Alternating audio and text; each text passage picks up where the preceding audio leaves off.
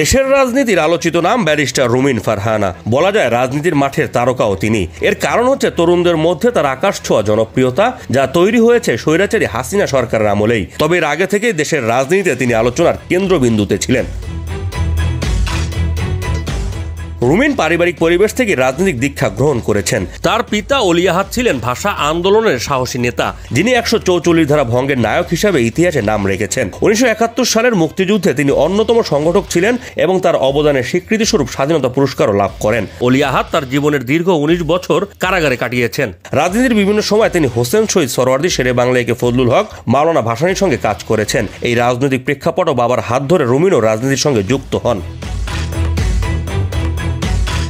বাবার মতোই রুমিন রাজনীতির মাঠে শক্তিশালী অবস্থান ধরে রেখেছেন। যুক্তিযুক্ত ও বুদ্ধিদীপ্ত বক্তব্যের কারণে তিনি সবসময় অন্য রাজনৈতিক নেতাদের থেকে আলাদা। যেখানে অন্যায় সেখানে কঠোর প্রতিবাদ করার সাহস দেখিয়েছেন বিএনপির এই নেত্রী। ২০১৯ সালের ২৮শে মে তিনি জাতীয় সংসদের ৫০টি সংরক্ষিত নারী আসনের মধ্যে ৫০ নং আসনে নির্বাচিত হন। এই পদ থেকে পরবর্তীতে পদত্যাগ করেছিলেন তিনি। রাজনীতিতে কঠোর হলেও ব্যক্তিজীবনে রুমিন একদমই আলাদা। নিজের পরিবার এবং হাসের প্রতি রয়েছে তার অন্যরকম ভালোবাসা, যা তার জনপ্রিয়তার আরেকটি কারণ। রাজনীতিতে সক্রিয় ওই নেত্রী হাসপ্রেম সামাজিক যোগাযোগ মাধ্যমে প্রকাশ পেয়েছে। তিনি প্রায় নিজের রাজনৈতিক প্রচারণার পাশাপাশি হাঁসের সঙ্গে কাটানো মুহূর্ত শেয়ার করেন। একটি ভিডিওতে দেখা যায় তিনি হাঁসকে ঘুম পড়াচ্ছেন, প্রাণীটিকে মায়ের মমতায় আগলে রেখেছেন। অন্য ভিডিওতে হাসি মুখে হাঁসকে খাবার খাওয়াচ্ছেন। শুধু হাঁস নয়, রুমিনের পশু পাখির প্রতি এই ভালোবাসা অনেকের মনও জয় করেছে। রাজনীতির মাঠে রুমিন এবং ব্যক্তিজীবনের রুমিন একেবারেই ভিন্ন, আর এই ভিন্নতাই তাকে আরও জনপ্রিয় করে তুলছে।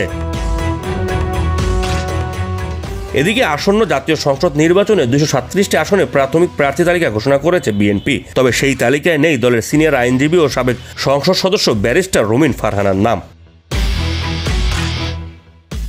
দলীয় মনোনয়ন প্রসঙ্গে রুমিন বলেন, আমার মনোনয়ন আপাতত অন হোল্ড অবস্থায় রয়েছে। বিএনপির দীর্ঘদিনের সহযোগী কিছু দলের সঙ্গে জোটগত সমঝোতার কারণেই ৬৩টি আসন এখনো ঘোষণা করা হয়নি। পাশাপাশি নতুন কিছু দলের সঙ্গেও জোটের আলোচনা চলছে। সাব্বির ভুইয়া, দেশ বাংলা 26, জাপান।